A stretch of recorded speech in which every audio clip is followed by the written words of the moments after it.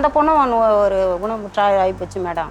அந்த குழந்தைக்கு என்ன பிரச்சனை? அந்த குழந்தைக்கு மூளை வளர்ச்சி இல்லாமல் ஆயிடுச்சு மேடம். இந்த குழந்தைகளை வச்சுக்கினா நான் சாப்பாட்டுக்கு வழி இல்லாமல் அது இல்லாமல் இதுங்களை எப்படி நான் உங்க வீட்டுக்காரர் என்ன வேலை செய்றாங்க? எங்கள் வீட்டுக்காரு கைத்தொழில் தான் மேடம். என்னது? தையல் மிஷின் தான் தைப்பாரு. அவருக்கே ஒரு கால ஊனம் மேடம். உங்க பொண்ணு காலேஜ் படிக்கிறாளா? காலேஜ் படிக்கிறான் மேடம். என்ன படிக்கிறா? பிசிக்ஸ் படிக்கிறான் மேடம். அவனுக்கு நல்லா எதிர்காலத்துல நல்லா ஒரு என்ன படிச்சிருக்கான் பையன்? பையன் 10ஆவதே ஃபெயிலு மேடம். போக மாட்டான் மேடம். ரொம்ப செல்லம் கொடுத்துட்டீங்களா? ரொம்ப செல்லம் குத்துட்டு மேடம். ஒரே ஒரு பையனாச்சே தூக்கி நம்ம தானே 2வது குழந்தையாச்சே நான் இருந்தேன். கட்சியில் இது போல ஒரு 3வது குழந்தை இது போல ஆகிப்போச்சு மேடம். நான் என்ன பண்ண முடியும்?